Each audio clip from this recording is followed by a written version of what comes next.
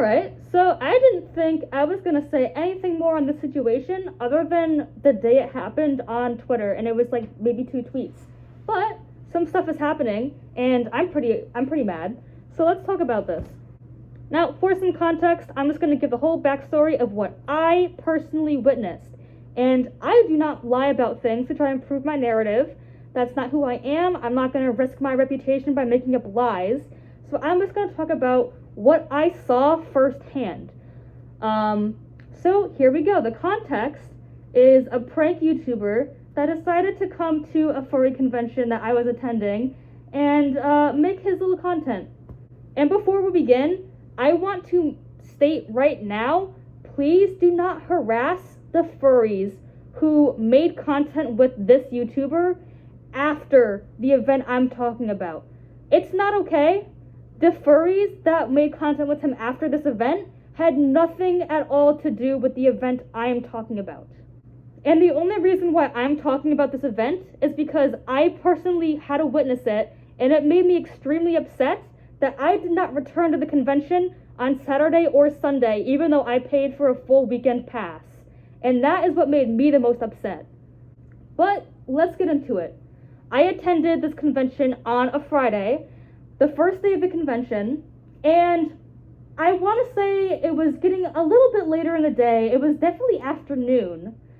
I was walking around with a friend, and we saw this guy walk by in an animal control costume with a net. And it was really funny. I even pointed at him and I said, "Oh my gosh, that's so funny." And he had a nice reaction. He was like, "Haha, thank you." And it was genuinely a good interaction. That was all fine. That was funny. Seeing animal control at a furry convention, all fine and good. What happened next, though, was not fine and good. So my friend and I decided to go into the Headless Lounge to put our suits back on because we were walking around out of suit. But before I put anything on, I heard some commotion going on right outside the room. So I decided to go and check out what was going on. And at that point, that's when everything started. There was like, I think 1 or 2 cameras, and the guy in the animal control costume was hitting a fursuiter in the head. And I could not tell at that moment if this was planned or not, if the fursuiter was okay with this and he consented to being in this video or being recorded or whatever was going on.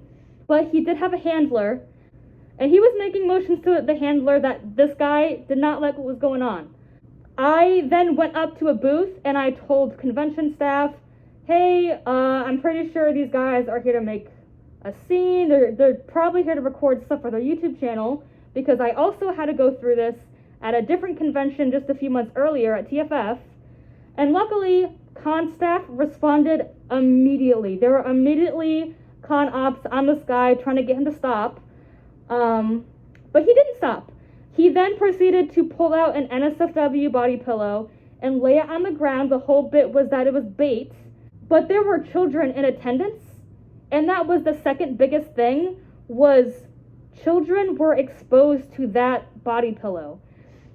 I was trying to get a group of 3 kids out of the way because during all of that commotion with him hitting fursuiters without their consent, I saw 3 kids that were very obviously either middle school or very early high school age. And I was trying to get them away from the situation, as were most con staff, trying to get fursuiters out of the way so they don't get hit by this guy. And in the process of me bringing these kids over, and they were in fursuits, the YouTuber decided to break through security and then try to hit these kids with the net as well.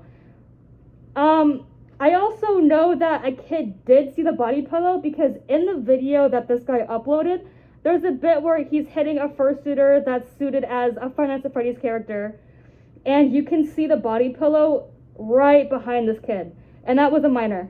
That person did go along with the bit at first, because at first, it wasn't a whole commotion, but it very quickly escalated, and after the whole fact, when that kid found out what this guy does for a living and what his content is, they were very upset, obviously. I also want to point out that no one in attendance was asked if it's okay for them to be in these videos. But I'm not going to even get into that part. I really want to focus on what I was seeing, and none of that was okay. So after all those events happened, I went home, didn't go back the next day, and some time was passing. It recently escalated within the furry fandom more because of a different situation that I'm not talking about, because I do not have any affiliation with that video or the people that were in it for that context. But those events led to the document being made of testimonials.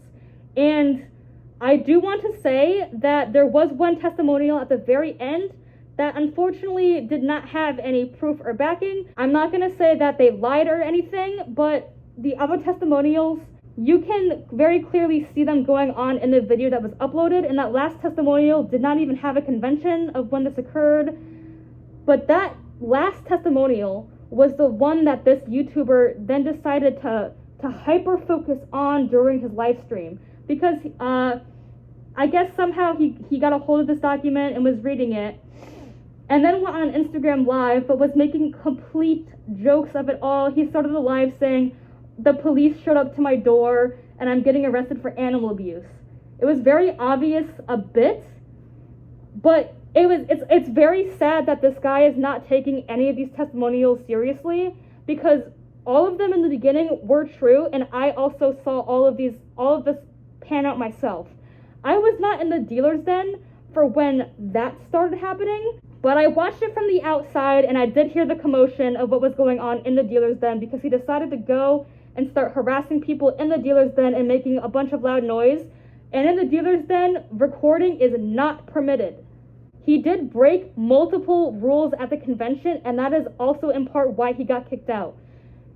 Harassing attendees, bringing anything NSFW onto the con floor, and recording in certain parts of the convention, especially the dealer's den. Those are already just 3 rules that he broke, not even accounting for just the way he was behaving at the convention.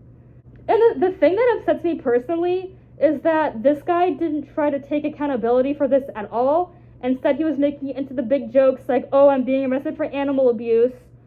That's not how you deal with allegations, my man. And he was also saying during the live stream that, "Oh, they're accusing me of ruining and ripping up their art," when that is not what the testimonies we're talking about at all, because one of my testimonies was in that Google Doc. And that is why I'm making this video now, is because I'm extremely upset about how that guy is handling the situation. I don't try to involve myself in drama at all. I really don't like it, but when it personally affects me, I get really upset, and someone has to say something about this, because this guy is going to just keep making a clown of himself and hurting our fandom in the process. What really sucks right now too is that this guy has such a big platform. He's able to share his thoughts and opinions to millions of his viewers and fans, and he's using his platform to hurt us rather than taking accountability for what he did. It sucks speaking out about this against someone that has millions of followers, because he's just going to come in and try to twist the story that we're trying to frame him. That's not happening at all. And you can see the video that he put out. He barely edited out a lot of the awful stuff he did. The proof is on his channel. Of course it's going to be edited to look funny, but in person, none of that funny music was happening, none of those corny animal sounds. It was embarrassing, and it hurts our image as a furry fandom.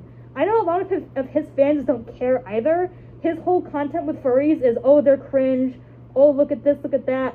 I'm just gonna go make fun of them." Why? Why are you coming into our space to harass us? That is the biggest thing.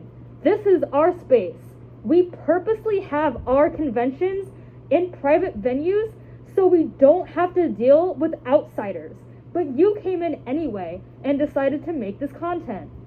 Nothing in that video was done in good faith for us at all. And that's what makes me the most upset, is this guy came into an event that's run by furries, that is for furries, that furries have put so much time and money and effort into putting on, and this guy comes into our space to harass us and make us into his content. That's not okay at all. Our Our events are not for you to come in and start acting like a 12-year-old.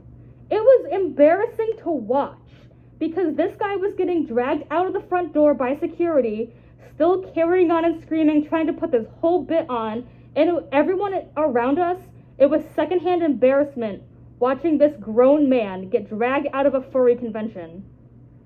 I know his target audience are like middle school boys.